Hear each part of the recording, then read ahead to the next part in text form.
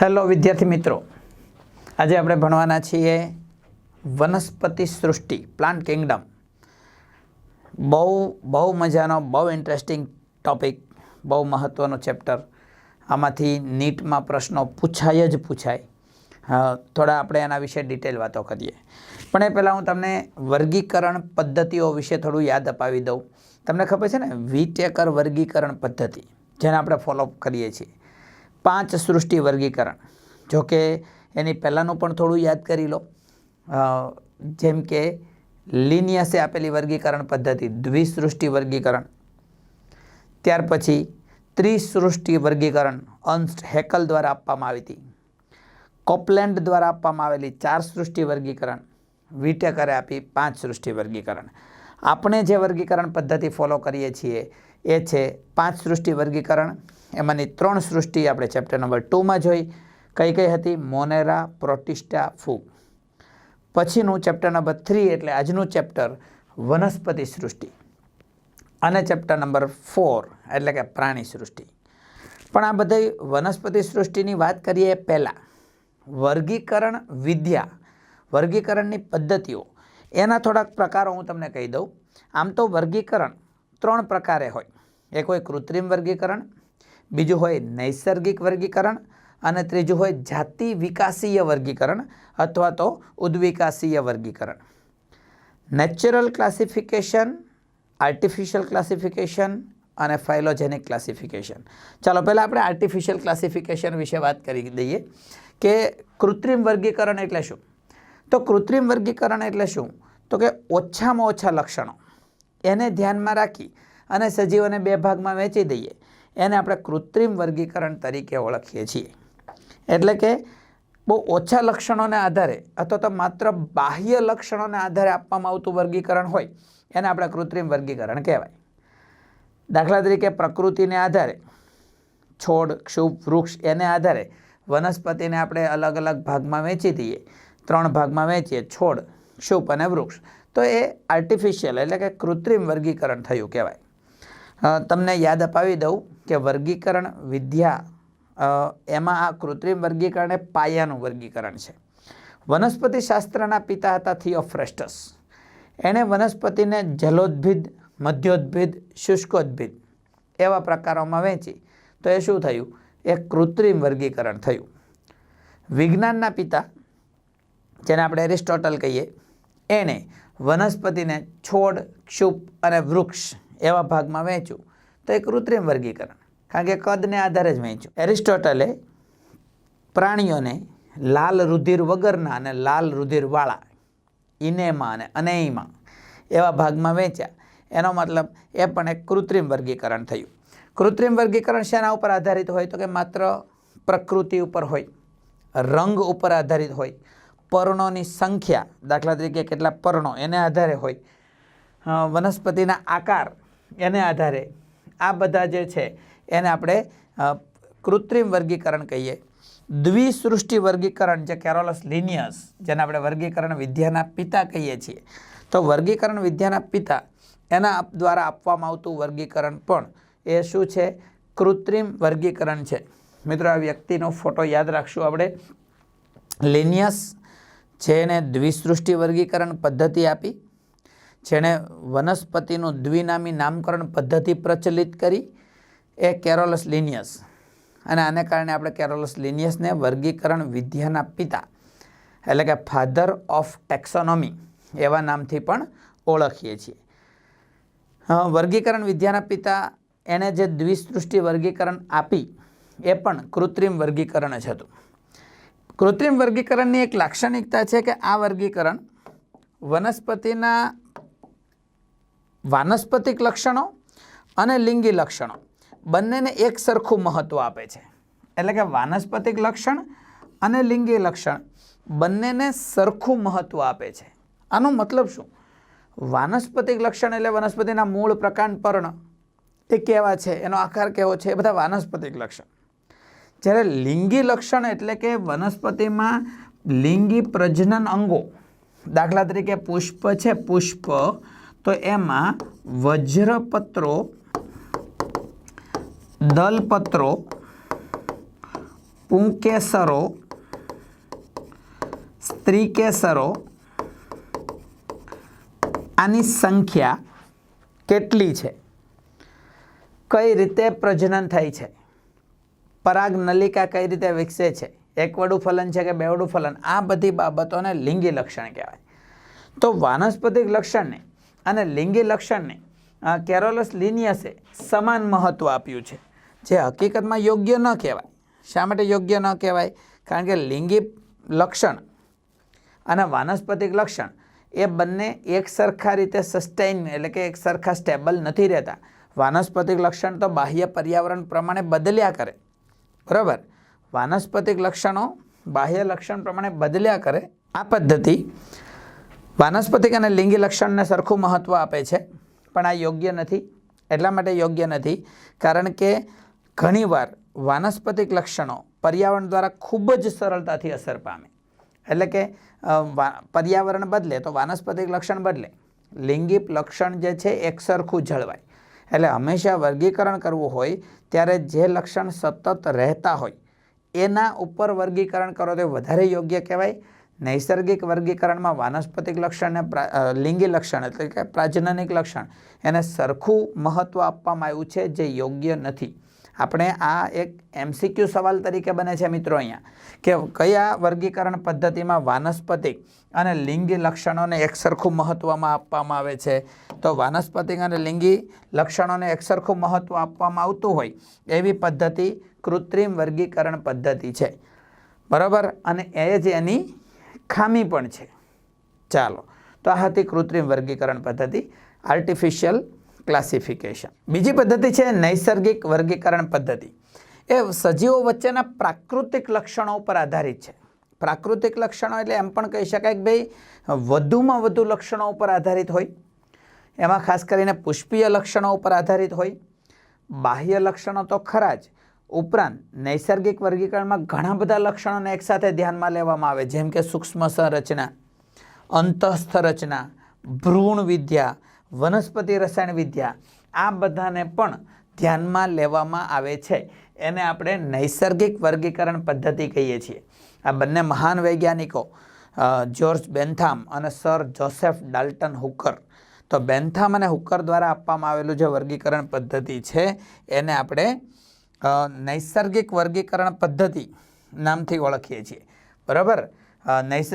બેન્થામ અને હુકર દ્વારા આપવામાં આવેલી જે વર્ગીકરણ પદ્ધતિ છે એ પદ્ધતિ કઈ છે? નૈસર્ગિક વર્ગીકરણ પદ્ધતિ છે. બેન્થામ અને હુકરની વાત હું તમને કહી દઉં મિત્રો. એણે વનસ્પતિ વર્ગીકરણ અને ખાસ કરીને આવૃત્ત બીજધારી વનસ્પતિનું વર્ગીકરણ કર્યું હતું. એણે આવૃત્ત બીજધારી વનસ્પતિનું વર્ગીકરણ કરવા માટે એટલે કરી અને પછી જે પુસ્તક બહાર પાડ્યું છે એનું નામ છે જેનેરા પ્લેન્ટેરમ. દુનિયાનો સૌથી મોટો અને સૌથી મહત્ત્વનો botanical garden royal botanical garden ક્યુમાં આવેલો છે. અને આ રોયલ બોટનિકલ ગાર્ડનના ક્યુરેટર જ્યોર્જ બેન્થામ અને સર જોસેફ ડાલ્ટન હુકર હતા. એમણે આપેલું વનસ્પતિ વર્ગીકરણ એટલે કે ક્લાસિફિકેશન ઓફ એન્જિયોસ્પર્મ એ નૈસર્ગિક વર્ગીકરણ છે. ત્યાર પછીનો મુદ્દો આપણે જોઈએ અને છે જાતિ વિકાસીય વર્ગીકરણ. જાતિ વિકાસીય વર્ગીકરણ એ ઉદ્વિકાસીય લક્ષણો પર આધારિત છે. એટલે કે અહીંયા ઉદ્વિકાસને પણ ધ્યાનમાં લેવામાં આવ્યો છે મિત્રો. ઉદ્વિકાસીય લક્ષણો પર આધારિત વર્ગીકરણને જાતિ વિકાસીય વર્ગીકરણ અથવા ઉદ્વિકાસીય વર્ગીકરણ ફાઇલોજેનિક ક્લાસિફિકેશન કહેવાય. આમાં શું થાય કે આમાં ઉદ્વિકાસીય લક્ષણો ઉપર હોવાને કારણે એક વર્ગમાં આવતા સજીવોના પૂર્વજો સમાન હોય. હું તમને એક ઉદાહરણ આપું છું કે સિંહનું વૈજ્ઞાનિક નામ છે પેન્થેરા લિયો, વાઘનું વૈજ્ઞાનિક નામ છે પેન્થેરા ટાઇગ્રિસ, દીપડાનું વૈજ્ઞાનિક નામ છે પેન્થેરા પાર્ડસ. તો સિંહ, વાઘ, દીપડો બધાની પ્રજાતિ એક જ છે, એટલે એક જ વર્ગમાં છે. વાય શા માટે? એટલા માટે કારણ કે આ બધા સમાન પૂર્વજોમાંથી ઉદ્ભવ્યા હશે. એટલે કે આ વર્ગીકરણની લાક્ષણિકતા શું છે? તો આ વર્ગની લાક્ષણિકતા એ છે કે આ વર્ગીકરણમાં એક જ વર્ગમાં આવતા સજીવોના પૂર્વજો એક જ હોય છે. ઓકે, ચાલો આગળ વધીએ આપણે. વિટેકર દ્વારા આપવામાં આવેલ વર્ગીકરણ. આ પ્રકારનું વર્ગીકરણ છે. રોબર્ટ એચ વિટેકર, જેને આપણે R.H. વિટેકર, આપણે જે પદ્ધતિ ફોલો કરી રહ્યા છીએ એટલે કે 5 સૃષ્ટિ વર્ગીકરણ R.H. વિટેકર દ્વારા આપવામાં આવેલી, અને એ પદ્ધતિ એ જાતિ વિકાસીય વર્ગીકરણ પદ્ધતિ છે. ઓકે મિત્રો, ચાલો. એ સિવાય ટેક્સોનોમી એટલે કે વર્ગીકરણ વિદ્યા અલગ અલગ પ્રકારની હોઈ શકે, જેમ કે સંખ્યાકીય વર્ગીકરણ, ઇંગ્લિશમાં આપણે ન્યુમેરિકલ ટેક્સોનોમી કહીશું. તો ન્યુમેરિકલ ટેક્સોનોમી એટલે શું? તો ન્યુમેરિકલ ટેક્સોનોમીમાં છે ને વનસ્પતિના બધા જ લક્ષણને ચોક્કસ કોડ આપવામાં આવ્યા હોય, અને કોડને આધારે દરેક લક્ષણને 1 to 10 કોડમાં આપ્યો હોય. દાખલા તરીકે વનસ્પતિનું પર્ણ, તો આપણે એમ કહીએ કે ભાઈ સાદું પર્ણ એને 1 કહીએ, સંયુક્ત પીંછાકાર એટલે એક પર્ણી પીંછાકારને 2 કહીએ, દ્વિપર્ણી પીંછાકારને 3 કહીએ, એમ દરેકને કોડ આપ્યા હોય. અને એ કોડને આધારે પછી લીફના એ કોડ, સ્ટેમના કોડ, એમ બધી જ ડેટા તૈયાર કરવાનો, કમ્પ્યુટરમાં ફીડઅપ કરવાનો, અને પછી કમ્પ્યુટરની મદદથી જે વર્ગીકરણ કરવામાં આવે એને આપણે સંખ્યાકીય વર્ગીકરણ કહેવાય. ઘણી વખત પૂછાતો સવાલ છે કે કઈ વર્ગીકરણ વિદ્યામાં કમ્પ્યુટરનો ઉપયોગ કરવામાં આવે, તો સંખ્યાકીય એટલે કે ન્યુમેરિકલ ટેક્સોનોમીની અંદર. બીજું છે સાઇટોટેક્સોનોમી, કોષ વર્ગીકરણ, જેમાં કોષીય લક્ષણોને ધ્યાનમાં રાખી અને કોષીય લક્ષણોમાં સરખા લક્ષણ ધરાવતા સજીવોને એક ગ્રુપમાં મૂકવાના, કોષીય રીતે ભિન્ન હોય એવા સજીવોને બીજા ગ્રુપમાં મૂકવાના. એ વર્ગીકરણને આપણે સાઇટોટેક્સોનોમી એટલે કે કોષ વર્ગીકરણ અથવા કોષ વિદ્યાકીય વર્ગીકરણ તરીકે ઓળખીએ છીએ. એમાં રંગસૂત્રની સંખ્યા, કોષમાં રહેલા રંગસૂત્રની સંખ્યા, રચના, વર્તણૂક, આ બધા ઉપર પણ ધ્યાન આપવામાં આવે છે. ત્રીજું છે રસાયણ વર્ગીકરણ વિદ્યા, કીમોટેક્સોનોમી. એમાં વનસ્પતિના રાસાયણિક ઘટકોનો ઉપયોગ કરવામાં આવે. દાખલા તરીકે હું તમને ઉદાહરણ આપું કે એક લેબિયેટી કુળની વનસ્પતિ છે. લેબિયેટી તમને ખબર છે ને, તુલસી. હા, તુલસી એટલે પિક્ચરવાળી તુલસી નહીં, તુલસી એટલે ઓસિમમ સેન્ક્ટમ નામની વનસ્પતિ, જે આપણે કુંડામાં આપણા બધાના ઘરમાં વાવીએ છીએ, આપણી ધાર્મિક વનસ્પતિ છે. તો એ ઓસિમમ સેન્ક્ટમ નામની વનસ્પતિમાંથી એક વિશિષ્ટ એરોમા એટલે કે સુગંધ આવે છે. હવે એવી જ સુગંધ ધરાવતી બધી જ વનસ્પતિને એક જ જૂથમાં મૂકવી, બરાબર, લેબિયેટી કુળમાં મૂકવી, એ કીમોટેક્સોનોમી કહેવાય. ટૂંકમાં રસાયણોને આધારે વનસ્પતિને જૂથમાં વહેંચવાની પ્રક્રિયા, એને આપણે કીમોટેક્સોનોમી અથવા તો રસાયણ વર્ગીકરણ વિદ્યા એવા નામથી ઓળખીએ છીએ. ઓકે મિત્રો, તો આ બધી બેઝિક માહિતી હતી વર્ગીકરણ વિશેની. વિટેકર વર્ગીકરણમાં 5 સૃષ્ટિનું વર્ગીકરણ કરવામાં આવ્યું છે. એટલે કે વર્ગીકરણમાં સજીવોને 5 સૃષ્ટિમાં વહેંચી, અનુક્રમે મોનેરા, પ્રોટિસ્ટા, ફૂગ, વનસ્પતિ અને પ્રાણી. આપણે અહીંયા ભણી રહ્યા છે વનસ્પતિ સૃષ્ટિ. હવે વનસ્પતિ સૃષ્ટિને વિટેકરે 5 વિભાગોમાં વહેંચી છે. દરેકનો દરજ્જો યાદ રાખજો. વનસ્પતિને સૃષ્ટિનો દરજ્જો છે. હવે સૃષ્ટિના જે ભાગ પાડો એને આપણે વિભાગ કહીશું. અને વિટેકરે વનસ્પતિ સૃષ્ટિને 5 વિભાગમાં વહેંચી છે: લીલ, દ્વિઅંગી, ત્રિઅંગી, અનાવૃત, આવૃત. લીલ એટલે આલ્ગી, દ્વિઅંગી બ્રાયોફાઇટા, ત્રિઅંગી ટેરિડોફાઇટા, અનાવૃત જિમ્નોસ્પર્મ, આવૃત angiosperm. Okay, let's start with algae. આપણે આલ્ગીથી ભણવાની શરૂઆત કરીએ. તો આલ્ગી એટલે કે લીલનો અભ્યાસ કરવાની વિજ્ઞાનની શાખા, લીલ એટલે આલ્ગી, પણ લીલનો અભ્યાસ કરવાની વિજ્ઞાનની જે શાખા છે એને આપણે ફાઇકોલોજી એટલે આલ્ગોલોજી એવા નામથી પણ ઓળખીએ છીએ. આલ્ગોલોજી, લીલનો અભ્યાસ કરવાની જીવવિજ્ઞાનની શાખા, એને આપણે લીલ વિદ્યા અથવા આલ્ગોલોજી એવા નામથી પણ ઓળખીએ છીએ. લીલ ક્યાં જોવા મળે? તો લીલ બહુ બધી જગ્યાએ જોવા મળે. જેને આજુબાજુના માધ્યમ તરીકે પાણી મળી રહે એ જગ્યાએ લીલ હોય, બરાબર કે નહીં? એક તો મીઠા પાણીમાં જોવા મળે, ફ્રેશ વોટર આલ્ગી.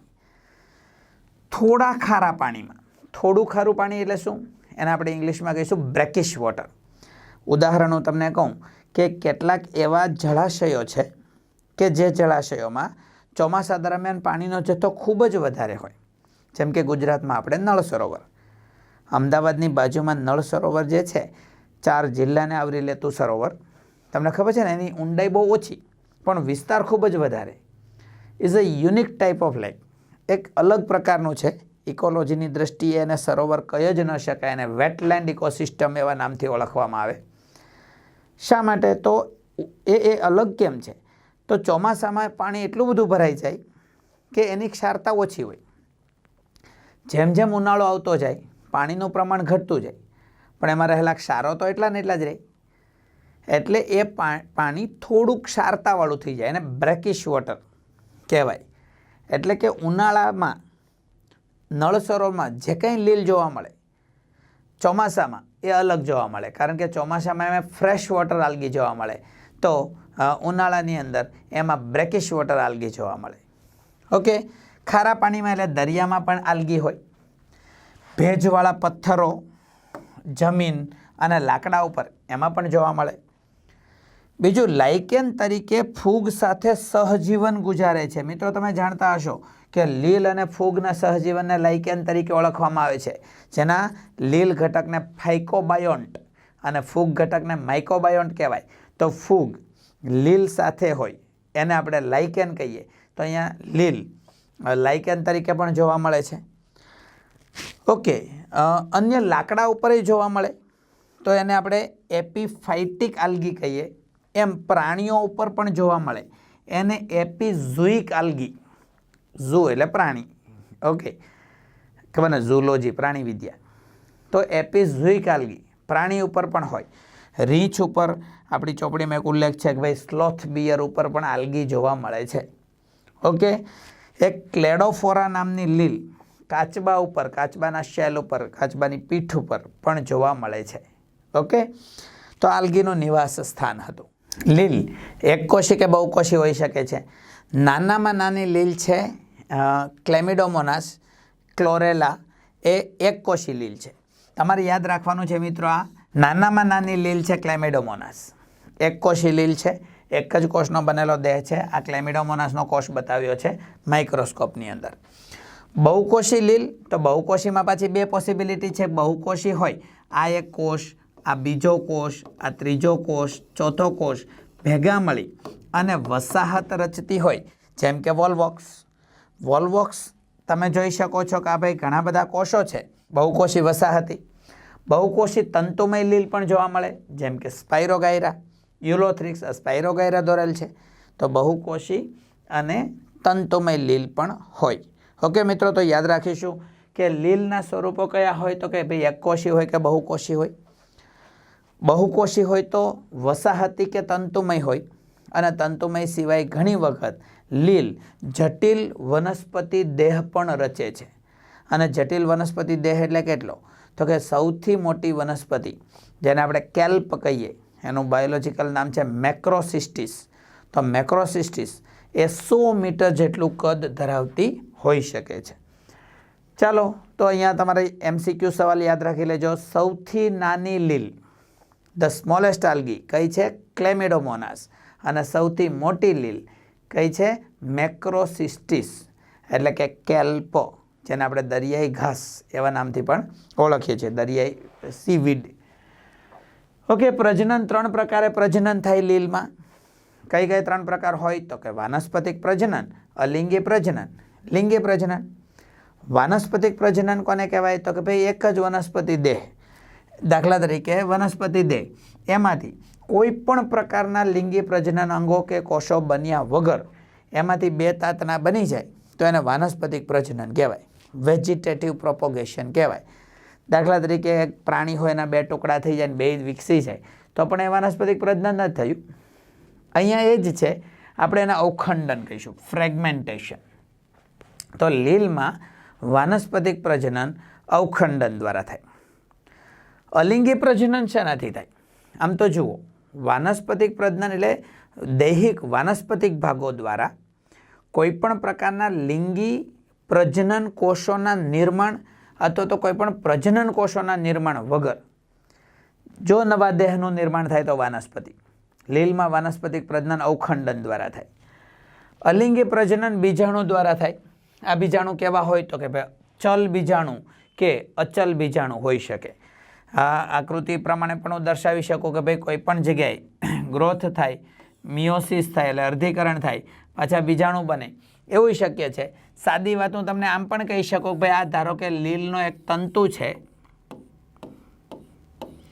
આ લીલનો તંતુ છે, આ લીલના તંતુમાંથી સમભાજન દ્વારા જ સ્પોર બની જાય. સ્પોર અચલય હોઈ શકે અથવા તો આવા ચલિતય હોઈ શકે. આ ચલિત સ્પોર હોય, આ સ્પોર ફરીથી સમભાજન પામી અને લીલનો તંતુ બનાવી દે તો આ બીજાણુ દ્વારા અલિંગી પ્રજનન થયું કહેવાય. જે બીજાણુ હલનચલન કરી શકતા નથી એવા બીજાણુને આપણે અચલ બીજાણુ કહીશું. હલનચલન કરી શકે એવાને આપણે ચલ બીજાણુ કહીશું. તો બીજાણુ દ્વારા અલિંગી પ્રજનન કરી શકે. લિંગી પ્રજનન જન્યુઓ દ્વારા થાય છે. યાદ રાખીશું, લિંગી પ્રજનન જન્યુઓ દ્વારા થાય છે. અને જન્યુઓ પાછા બે પ્રકારના હોય, સમજન્યુ અને વિષમજન્યુ. તમને ખબર જ છે કે બે જન્યુ એની વચ્ચે ફલન, જેમાં ફલન થવાનું હોય એના માટેની જવાબદાર રચનાને જન્યુ કહેવાય, ગેમેટ્સ કહેવાય. હવે નરજન્યુ અને માદાજન્યુ, તમે નર અને માદા એમ શબ્દ ન બોલો તો આ વનસ્પતિની અંદર પોઝિટિવ અને નેગેટિવ ગેમેટ્સ એમ પણ બોલી શકો. પણ નરજન્યુ અને માદાજન્યુ જો સરખા જ હોય, આકાર અને રચનામાં સરખા હોય તો એને આપણે સમજન્યુ તરીકે ઓળખીએ છીએ. જ્યારે કદ અને આકારમાં ભિન્ન હોય તો એને અસમ અથવા વિષમજન્યુ તરીકે ઓળખીએ છીએ. સમજન્યુમાં બે પોસિબિલિટી છે. બંને જન્યુ સરખા હોય પણ અને પાછા હલનચલન કરી શકે એવા હોય તો એને આપણે સમ પણ ચલ સમજન્યુ કહેવાય. ઉદાહરણ છે યુલોથ્રિક્સ. મિત્રો, MCQ સવાલ છે આ તમને બહુ વખત પૂછાતો સવાલ છે કે યુલોથ્રિક્સમાં સમ અને ચલજન્યુ જોવા મળે. અહીં જોઈ શકો, આ યુલોથ્રિક્સમાં આઇસોગેમસ જોવા મળે છે. આ એક નરજન્યુ છે, ધારો કે આ માદાજન્યુ છે. આ બંને જન્યુ ફલન પામે, એકબીજા સાથે જોડાય અને શું રચાય તો કે ભાઈ એકબીજા સાથે જોડાયા બાદ યુગ્મનજ એટલે કે ઝાયગોટ રચાઈ જાય. તમને ખબર છે નરજન્યુ એકકીય હોય, માદાજન્યુ પણ એકકીય. ઝાયગોટ રચાઈ જાય દ્વિકીય, ટ્વાઇસેન. ફરીથી આ ઝાયગોટનું રિડક્શન ડિવિઝન એટલે કે અર્ધીકરણ થાય અને એમાંથી પાછા બીજાણુ બની જાય. બીજાણુ સંભાજન પામી અને પાછો નવો તંતુ બનાવી દે તો આ જે બાબત છે એને આપણે કહીશું લિંગી પ્રજનન. પણ તમને એ યાદ અપાવવાનું હતું કે લિંગી પ્રજનન માટે સમજન્યુ એટલે કે નર અને માદા જન્યુ સરખા અને બંને ચલિત એવું કેમાં જોવા મળે છે? યુલોથ્રિક્સમાં. અચલ જન્યુ સ્પાઇરોગાયરામાં જોવા મળે. સ્પાઇરોગાયરાના તંતુમાં તમે જોઈ શકો છો કે આ એક કોષ છે, આનો બીજો કોષ, આની અંદર જન્યુ રચાયો, એ જન્યુ અચલ છે, આ પણ જન્યુ રચાયો અચલ છે. એની વચ્ચેની દિવાલ તૂટી આ બંને જન્યુ ભેગા થઈ ગયા. અહીં લખ્યું છે પેસિવ અને એક્ટિવ ગેમેટ, કારણ કે અહીંયા નર અને માદા એમ અલગ શબ્દ નથી એટલા માટે વાપરા કે બંને સરખા છે. પેસિવ અને એક્ટિવ કીધું. શા માટે પેસિવ કીધું? તો પેસિવ ગેમેટ્સ એટલે જ્યાં છે ત્યાં જ રહેલો છે. એક્ટિવ ગેમેટ એ પેસિવ ગેમેટ સુધી પહોંચે છે, બંને વચ્ચે જોડાણ થાય છે, યુગ્મનજ કોષ કેન્દ્ર બને અને આખું બની ગયું યુગ્મનજ ઝાયગોટ. આનું અર્ધીકરણ થઈને ફરીથી આનો સંભાજન પામશે. પહેલાં અર્ધીકરણ, બીજાણુ, પાછો સંભાજન, નવો તંતુ. તો આ રીતે એનામાં પણ પ્રજનન થશે, લિંગી પ્રજનન થશે. મેઇન વાત યાદ રાખવાની છે કે સ્પાઇરોગાયરામાં સમજન્યુ તો છે પણ એ બંને કેવા છે? અચલ છે, અચલ. ઓકે, ચાલો. વિષમજન્યુ પ્રકારનું પ્રજનનની જ્યારે વાત આવે છે, વિષમજન્યુ, તો વિષમજન્યુ કેમ જોવા મળે છે? તો વિષમજન્યુ યુડોરીના વોલ્વોક્સ ફ્યુકસમાં જોવા મળે. યુડોરીના વોલ્વોક્સ ફ્યુકસ યાદ રાખીશું. આ બધી જ લીલના નામ છે. એમાં કેવું હોય તો કે એક નરજન્યુ અને માદાજન્યુ અલગ અલગ હોય. એમાં બંને જુદા હોય. નરજન્યુ મોટા ભાગે નાનો અને ચલિત હોય, માદાજન્યુ મોટા ભાગે મોટો અને અચલિત હોય, શિથિલ હોય. નરજન્યુ પ્રચલન કરી માદાજન્યુ સુધી આવે, બંને વચ્ચે ફલન થાય, ફલિતાંડ રચાય. બરાબર. હવે અહીંયા પણ તમને એ જ કહેવાનું છે કે ભાઈ બંને જન્યુ અસમાન હોય તો એના અસમજન્યુ અથવા વિષમજન્યુ કહેવાય. પણ અસમાનમાં જ્યારે નરજન્યુ નાનો અને ચલિત, માદાજન્યુ મોટો અને અચલિત હોય, ત્યારે એને અંડજન્યુક તરીકે પણ ઓળખવામાં આવે છે. તો આમ જોવા જઈએ તો અંડજન્યુક એ વિષમજન્યુક જ છે, પણ અંડજન્યુક અને વિષમજન્યુકમાં શું ફરક? તો વિષમજન્યુક એટલે નરજન્યુ અને માદાજન્યુ સરખા નથી, પણ એમાં પણ જો નરજન્યુ નાનો અને ચલિત, માદાજન્યુ મોટો અને અચલિત, અને નરજન્યુ પ્રચલન પામીને માદાજન્યુ સુધી આવે તો એને અંડજન્યુ ઉગેમી પ્રકારનું અલિંગી પ્રજનન કહી શકાય છે. લીલના ઉપયોગો મિત્રો, આપણે લીલનો વિવિધ ઉપયોગ કરી શકીએ છીએ. એ પૈકી કુદરતી ઉપયોગ એક છે કે પ્રકાશ સંશ્લેષણ. લીલ એ પ્રકાશ સંશ્લેષણ કરી CO2 નું સ્થાપન કરી અને કાર્બનિક દ્રવ્યોનું નિર્માણ કરે છે. એટલા માટે લીલ એ મહત્વના પ્રાથમિક ઉત્પાદક તરીકે વર્તે છે એમ કહેવાય. તમને કદાચ ખબર હશે કે વનસ્પતિ પ્રકાશ સંશ્લેષણ કરી અને જે કાંઈ કાર્બનિક દ્રવ્યોનો જથ્થો બનાવે છે એને પ્રાથમિક ઉત્પાદકતા કહેવાય. અને જે કંઈ ઉત્પાદકતા, કુલ પ્રાથમિક ઉત્પાદકતા વિશ્વભરની છે, એમાં લીલનો ફાળો 50% છે. એટલે કે કુલ પ્રકાશ સંશ્લેષણના, વૈશ્વિક પ્રકાશ સંશ્લેષણના 50% જેટલું પ્રકાશ સંશ્લેષણ એકલી લીલ કરે છે. આ લીલનું કુદરતી મહત્વ કહી શકાય. બીજું, લીલનો ખોરાક તરીકે ઉપયોગ તો થાય. લીલનો ખોરાક તરીકે અહીં તમને બહુ મસ્ત ડિલિશિયસ ડિશ બતાવી છે, આલ્ગી એઝ અ ફૂડ. પોર્ફાયરા, લેમિનારિયા, સરગાસમ, આ 3 દરિયાઈ લીલ છે. અને આવી દરિયાઈ લીલની લગભગ 70 જેટલી જાતો ખાદ્ય છે, ખોરાક તરીકે વપરાય છે. ત્રીજી એક વાત કહું, હાઇડ્રોકોલોઇડ્સ. તો હાઇડ્રોકોલોઇડ્સ આલ્જીન અને કેરાજીન નામના હાઇડ્રોક્લોરાઇડ અનુક્રમે બદામી લીલ અને લાલ લીલમાંથી બનાવવામાં આવ્યા છે. એટલે કે બદામી લીલમાંથી આલ્જીન અને લાલ લીલમાંથી કેરાજીન નામના હાઇડ્રોકોલોઇડ મળે છે. બરાબર, ધીસ ઇઝ ધ પ્રોસિજર. હાઇડ્રોકોલોઇડ બનાવવાની પ્રક્રિયા બતાવી છે. એક સપ્લિમેન્ટરી ફૂડ હમણાં એ બહુ ચાલ્યું છે. સપ્લિમેન્ટરી ફૂડ એટલે કે શું? તમારા ખોરાક સંતુલિત ન હોય. આપણે ખોરાકમાં સંતુલિત રીતે ખોરાક એટલે કે આપણે પૂરતો ખોરાકનો જથ્થો લઈ લેતા હોય, પરંતુ આપણે જોઈએ એ પ્રમાણમાં મિનરલ્સ, વિટામિન્સ ન મળતા હોય, તો એક સપ્લિમેન્ટરી ફૂડની ટેબ્લેટ્સ એવરીડે આપણે જો લઈએ તો આપણા શરીરની અંદર બધા મિનરલ્સ, વિટામિન્સ બધા પૂરતા પ્રમાણમાં મળી જાય. તો એ સપ્લિમેન્ટરી ફૂડ એટલે કે પૂરક આહાર તરીકે પણ લીલનો ઉપયોગ થાય. જેમ કે ક્લોરેલા અને સ્પાઇરુલિના, એમાંથી પૂરક આહારની ટેબ્લેટ્સ બનાવવામાં આવે છે. અહીંયા લખ્યું છે ક્લોરેલા બાયો, ઓર્ગેનિક ક્લોરેલા, એની ટેબ્લેટ્સ છે. જુઓ અહીંયા તમે લઈ લો એટલે તમારે જરૂરી પ્રોટીન કન્ટેન્ટ્સ, મિનરલ, વિટામિન મળી જાય. એવરીડે 1 લઈ શકાય. ત્યાં સુધીની વાત છે કે આ વનસ્પતિઓની ટેબ્લેટ્સ અવકાશયાત્રીઓ અવકાશમાં પણ લઈ જાય છે. શું કામ? તો કે ભાઈ એને ઓછા ફૂડથી બધા જ મિનરલ્સ એને જોઈતા હોય ત્યારે આ ફૂડનો ઉપયોગ, એટલે આ સપ્લિમેન્ટરી ફૂડનો ઉપયોગ અવકાશયાત્રીઓ અવકાશમાં જવા માટે પણ વાપરે છે. હવે એ તો સુનિતા વિલિયમને પૂછવું પડે. મેં એના ઇન્ટરવ્યૂમાં સાંભળ્યું હતું કે એ ફૂડમાં શું લઈ ગયેલ. એમાં ક્લોરેલાની ટેબ્લેટનો ઉલ્લેખ એણે નહોતો કર્યો, પણ સમોસાનો ઉલ્લેખ કરેલો. મૂળભૂત ગુજરાતી જનીનો ખરા ને, સમોસા લઈ ગયેલ. પણ અહીંયાની વાત કરું તો સપ્લિમેન્ટરી ફૂડ ક્લોરેલામાંથી મેળવવામાં આવે છે. બીજું અહીં લખ્યું છે સ્પાઇરુલિના.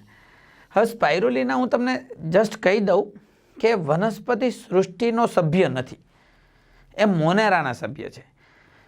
સ્પાઇરુલિના નીલહરિત લીલ છે, મોનેરામાં છે, પણ એ સ્પાઇરુલિનામાંથી ખૂબ જ વધારે આપણે એસેન્શિયલ એમિનો એસિડ્સ મળે છે, પ્રોટીન્સ મળે છે, અને એટલા માટે એનો પણ સપ્લિમેન્ટરી ફૂડ તરીકે ઉપયોગ થાય છે. લીલના ઉપયોગોમાં લીલમાંથી અગર અગર મેળવવામાં આવે છે. અગર અગર જેલિડિયમ અને ગ્રેસિલેરિયા નામની રેડ આલ્ગી એટલે કે લાલ લીલમાંથી મળે. હવે અગર અગરનો બહુ વાસ્ટ ઉપયોગ છે મિત્રો. જેમ કે અહીંયા આઈસ્ક્રીમ દોરેલું છે, તો આઈસ્ક્રીમ એમાં જે સ્મૂધનેસ આવે છે એ અગર અગરને કારણે હોય. દાખલા તરીકે તમે દૂધમાં ખાંડ નાખી દો અને તમારે જે કંઈ એમાં ઇન્ગ્રેડિયન્ટ્સ નાખવા હોય નાખી દો અને ફ્રીઝરમાં મૂકી દો, તો એ દૂધ જામી જશે, પણ આઈસ્ક્રીમ જેટલું મુલાયમ નહીં થાય. મુલાયમ કરવા માટે તમે જે કંઈ આઈસ્ક્રીમ પાવડર નાખો છો એ શું છે? અગર અગર છે. તો એ અગર અગર જેલિડિયમ અને ગ્રેસિલેરિયા નામની આલ્ગીમાંથી મેળવવામાં આવે છે. અગર અગરનો ઉપયોગ આઈસ્ક્રીમ અને જેલીની બનાવટમાં જ થાય છે એવું નહીં. દાખલા તરીકે મારે એક પેટ્રી ડિશની અંદર બેક્ટેરિયાનો ગ્રોથ કરાવવો છે, તો બેક્ટેરિયા માટે જરૂરી પોષક માધ્યમ એ પેટ્રી ડિશમાં લઈ એમાં અગર અગર નાખી દેવામાં આવે એટલે અગર અગર જેલ બની જાય અને એના ઉપર બેક્ટેરિયલ ગ્રોથ, એટલે બેક્ટેરિયલ ગ્રોથ એમ નહીં, કોઈ પણની વૃદ્ધિ પ્રયોગશાળામાં જે વૃદ્ધિ કરાવવામાં આવે છે એ અગર અગર ઉપર કરાવવામાં આવે છે. આ બધા મુદ્દાઓ રીપીની સાથે તમે મસ્ત તૈયાર કરજો. Okay, thank you.